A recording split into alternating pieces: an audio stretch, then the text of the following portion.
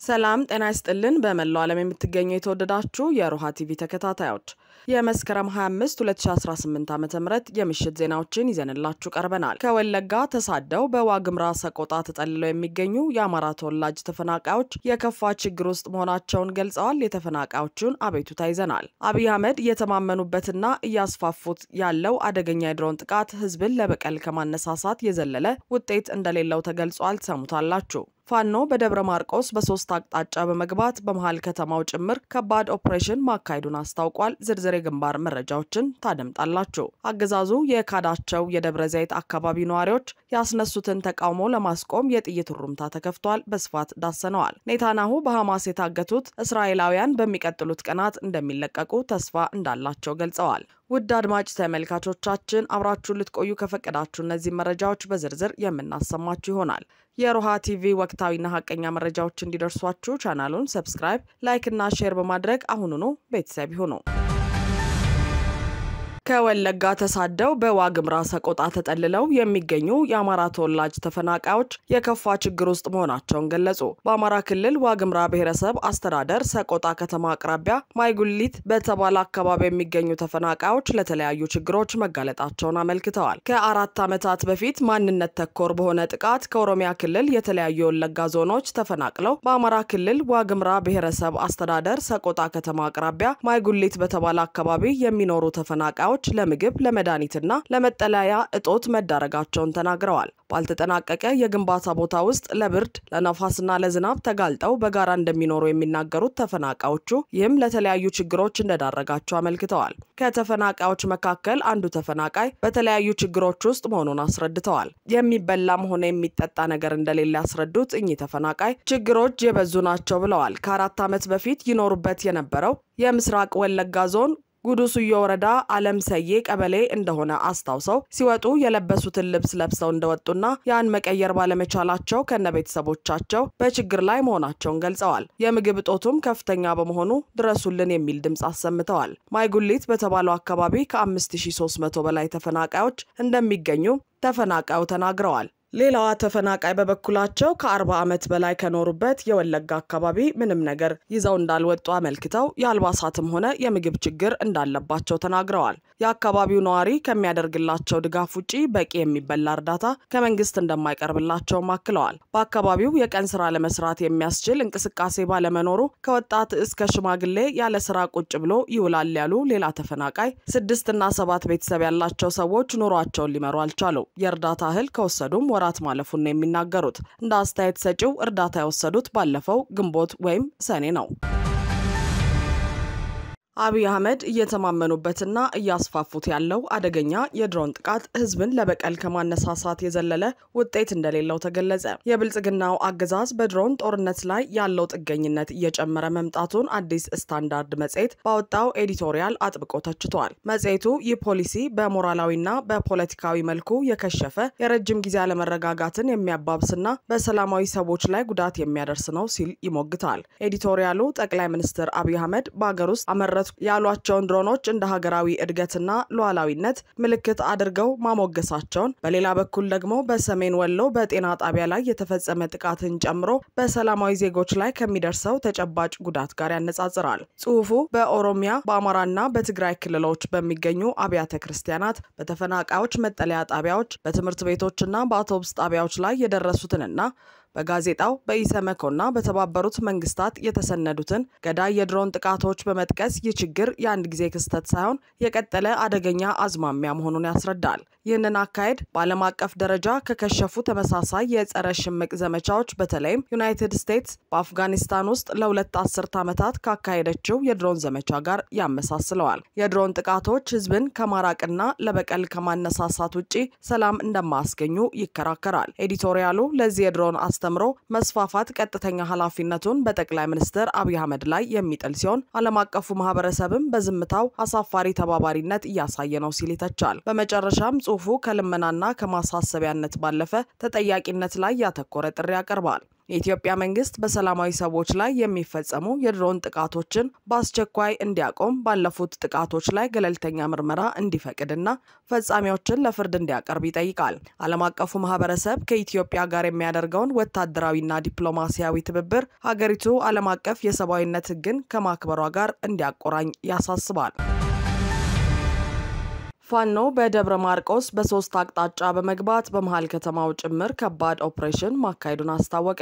ትናንት መስከረም 24 2018 ዓ.ም ጅበላ ሙተራ ብርጌድ በደብረ ማርቆስ ከተማ በ3 አቅጣጫ በመግባት ከባድ ውጊያ ማካሄዱን የአማራ ፋኖ ብሔራዊ ኃይል አፋብሃ ቴዎድሮስ እዝ ቃል አቀባይ ፋኖ ማርሸት ጸሃው ተናግሯል። ቃል አቀባዩ የብርጌዱ አባላት በከተማዋ በ3 አቅጣጫ ገብተው በአራት ግንባሮች ኦፕሬሽን ማካሄዳቸውን ገልጸዋል። በዚህም ውጊያ በመሃል ደብረ ማርቆስ ጭምር ውጊያ መካሄዱን የገለጸው እንዲሁም የኤፍሬም አጥናፉ ብርጌድ በአገው ምድር አዲስ ቅዳም ከተማ ከባድ ውጊያ ማካሄዱን የገለጸው። በሌላ በኩል የሰሜን አማራ ቀጠና በላይ ዘለቀ እዝ ጎንደር የበጋሻው ክፍለ ጦር ባደረገው ውጊያ ከፍተኛ ድል ማግኘቱን ፋኖ ማርሸት ተናግሯል። ያገዛዙ አባላትም በከፍተኛ ሁኔታ ፋኖን እየተቀላቀሉ መሆኑን አንስተዋል። ብሔራዊ ኃይል ምዕራብ አማራ ቀጠና ቴዎድሮስ እዝ ጅበላ ሙተራ ብርጌድ በደብረ ማርቆስ ከተማ በ3 አቅጣጫ በመግባት ደብረ ማርቆስ ከተማ በሚገኘው የአረመኔው አገዛዝ ሰራዊት ላይ ከባድ መብረቃ ጥቃት ፈጽሟል። ኦፕሬሽኑ በአራት ቦታዎች የተደረገ ሲሆን በሞሰቢት ኮሌጅ ሲቪል ሰርቪስ ወንቃና መሃል አደባባይ ደብረ ማርቆስ ላይ ከንጋት ጀምሮ የተደረገ ውጊያ ነበረ። በዚህም በርካታ ቁጥር ያለው የጠላት ኃይል ሙትና ቁስለኛ ሆኗል። ሁለተኛው ወደ ውጊያ በተመሳሳይ ቴዎድሮስ እዝ ጎጃም አገው ምድር ክፍለ ጦር የ10 አለቃ ኤፍሬም አጥናፉ ብርጌድ አዲስ ቅዳም ከተማ መሽጎ በሚገኘው የጠላት ኃይል ላይ እንደዚሁ ከባድ ምት አሳርፎበታል። በዚህም እንግዲህ አዲስ ቅዳም የነበረው የጠላት ኃይል መቋቋም አቅቶት በተወሰነ ሰዓት አስክሬንና ቁስለኛ ሳያነሳ የዋለበት ኩነት ነበር። ያው ሽምቅ እና ከበባ ድምሰሳ እንደቀጠለ ነው።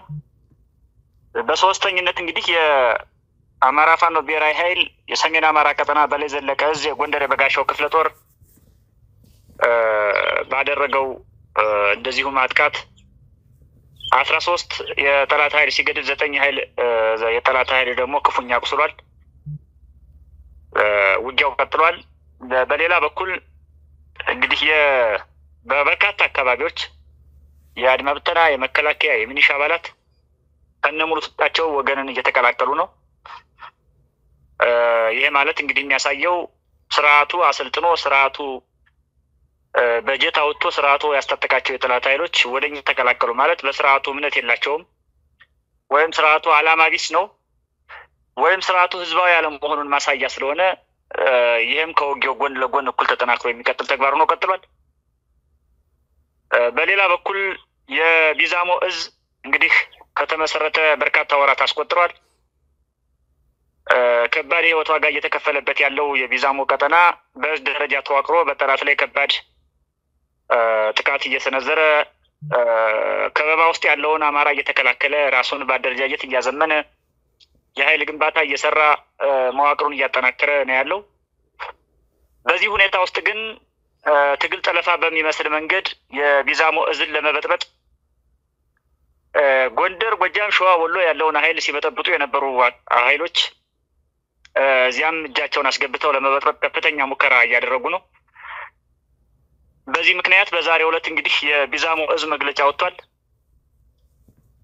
በመግለጫው እነዚህ ኃይሎች ከድርጊታቸው ሊቆጠቡ እንደሚገባና የቢዛሞ እዝ የአማራ ፋኖ ብሔራዊ ኃይል የማዕከላዊ ኮማንድ አባል እንጂ ሌላ ጥቅምና ፍላጎት አራማጅ የሌላ የቡድን ፍላጎት ተሸካሚ እንዳልሆነ ዛሬ በመግለጫው ገልጿል። ዝርዝር ሐሳቡንም ጭምር ለሚዲያዎች እናጋራለን።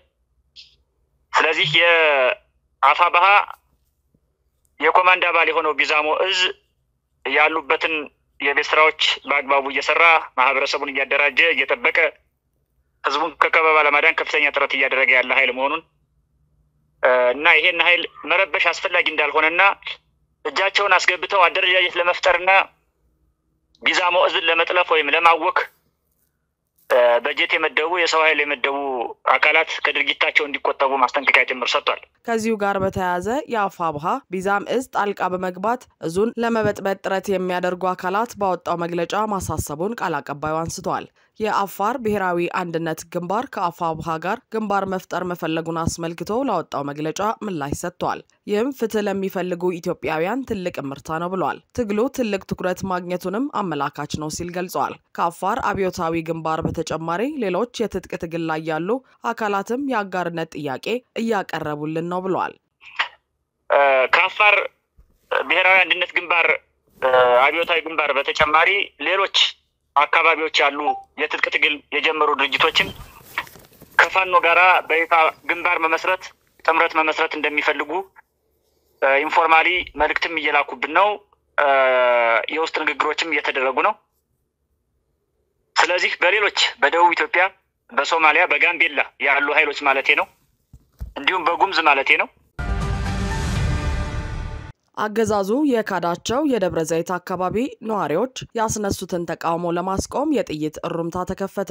አገዛዙ ከአዲስ አበባ አርቆ በደብረ ዘይት አቡሴራ በተባለ ቦታ እገነባዋለሁ ላለው ለግዙፉ ዓለም አቀፍ አየር ማረፊያ 10 ቢሊዮን የአሜሪካ ዶላር እንደሚያስፈልግና 2500 ገደማ ለሚሆኑ አርሶ አደር የአካባቢው ነዋሪዎችን ለማቋቋም በ350 ሚሊዮን የአሜሪካ ዶላር የመኖሪያ ቤትና የመስሪያ ቦታ ግንባታ እየተጠናቀቀ መሆኑን በቅርቡ መናገሩ ይታወሳል።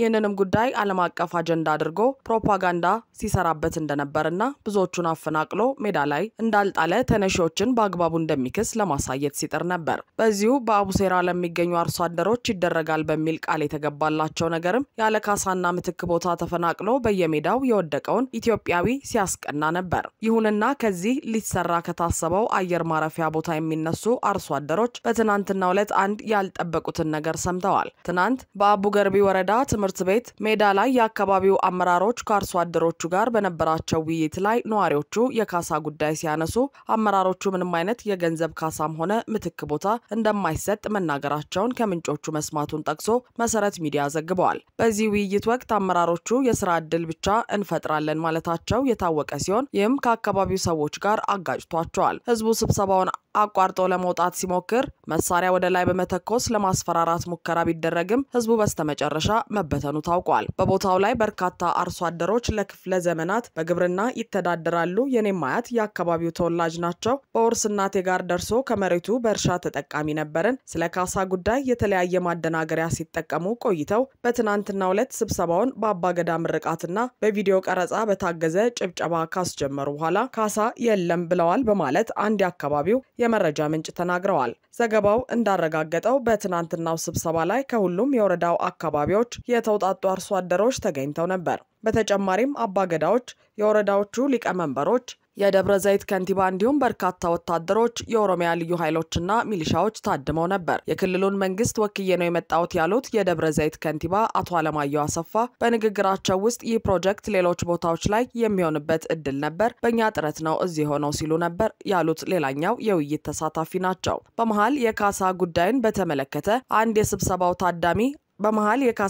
በተመለከተ አንድ የስብሰባው ታዳሚ አነሳች። የሷ ጥያቄ ካሳ በካሬ 365 ብር እንደሆነ እየሰማን ነው፣ ብሩ ያንሳል የሚል ነበር። ወዲያው ግን ማን ነው ገንዘብ ይከፈላል ያለው? መንግስት ለካሳ ምንም አይነት ገንዘብ አይከፍልም ብለው ከንቲባው መለሱ በማለት በወቅቱ የነበረውን ሁኔታ አስረድተዋል። የስራ ዕድሎችን እንፈጥራለን፣ ካሳን መስጠት ሳይሆን ማጥመድ እናስተምራቸዋለን ሲሉ ሰው ተደናገጠ። አቶ ሽመልስ አብዲሳ በክልሉ በሚሰሩ ፕሮጀክቶች ምንም ካሳ አይከፈልም ማለታቸውን ሰምቼ ነበር። ነገር ግን ይህ ፕሮጀክት የኢትዮጵያ አየር መንገድ ስለሆነ ይህንን የሚያካትት አልመሰለኝም ነበር በማለት ተናግረዋል። በስፍራው ከነበሩ ምንጮች እንደተሰማው ይህንን ንግግር ተከትሎ አርሶ አደሮች የተለያየ የተቃውሞ ሐሳብ ማንሳት ሲጀምሩ የመንግስትን ልማት ማደናቀፍ አትችሉም እያሉ ማስፈራራት እንደጀመሩ ታውቋል። ሰዎቹ ተነስተው ለመውጣት ሲሞክሩ በግድ እንዲቀመጡ ለማድረግ መሳሪያ ወደ ላይ እንደተኮሱ የዓይን እማኞች ተናግረዋል። በሚቀጥሉት ቀናት ልማት ለማደናቀፍ እኩይ ተግባር ከጠላት ተቀብለው ምናምን ተብሎ ሲጨርሱን ትሰማላችሁ፣ ከግፍ ሁሉ የባሰ ግፍ ሊፈጸምብን ነው፣ ህዝብ ይወቅልን ያሉት ነዋሪዎቹ ናቸው። ይህንን ውይይት ተከትሎ ከኢሬቻ በዓል በኋላ ሌላ ስብሰባ እንዳለ እንደተነገራቸው የታወቀ ሲሆን በኢሬቻ በዓል ሰሞን በአካባቢው ችግር እንዳይፈጠር በመፍራት ጉዳዩን እንዳዘገዩት ተነግሯል። ዛሬ ኢሬቻ በደብረ ዘይት ከተከበረ በኋላ አገዛዙ እርምጃ ለመውሰድ እንደሚንቀሳቀስ ይጠበቃል። በተያያዘ እነ ሽመልስ አብዲሳ ከፍተኛ የሆነ ፖለቲካዊ ፕሮፓጋንዳ የሚሰሩበት የኢሬቻ በዓል በዛሬው ዕለት በደብረ ዘይት ከተማ ተከብሯል። ኔታንያሁ በሐማስ የታገቱት እስራኤላውያን በሚቀጥሉት ቀናት እንደሚለቀቁ ተስፋ እንዳላቸው ገለጹ። የእስራኤል ጠቅላይ ሚኒስትር ቤንያሚን ኔታንያሁ በጋዛ የታገቱ ዜጎች መለቀቃቸውን በመጪዎቹ ቀናት አሳውቃለሁ ብለው ተስፋ እንደሚያደርጉ ተናግረዋል። ጠቅላይ ሚኒስትሩ በቴሌቪዥን በሰጡት መግለጫ ትጥቁን ይፈታል እንዲሁም ጋዛ በቀላልም ሆነ በከባድ መንገድ ከወታደራዊ ኃይል ነጻ ትሆናለች ይሳካል ብለዋል። ሐማስ ባለፈው አርብ በአሜሪካ የሰላም እቅድ መሰረት ታጋቾችን ለመልቀቅ ከተስማማ በኋላ የተሰማን ንግግር ነው። ነገር ግን ቡድኑ ትጥቅ መፍታትን በሚመለከት የተናገረው ነገር የሌለ ሲሆን በሌሎች ጉዳዮች ላይ መደራደር እንደሚፈልግ አስታውቋል። ሐማስ ቅዳሜ ዕለት እስራኤል በጋዛ የአየር ድብደባ ማካሄዷን ተከትሎ እልቂት መፈጸሟን እንደቀጠለች መሆኗን ገልጾ ዓለም አቀፍ ጫና እንዲደረግባት አሳስበዋል። በእስራኤልና ሐማስ መካከል ቀጥተኛ ያልሆነ የተኩስ አቁም ንግግር የፊታችን ሰኞ በግብጽ ሊጀመር ቀጠሮ ተይዟል። የዩናይትድ ስቴትስ ፕሬዝዳንት ዶናልድ ትራምፕ ስምምነቱን ለመፈጸም በሐማስ በኩል የሚፈጠር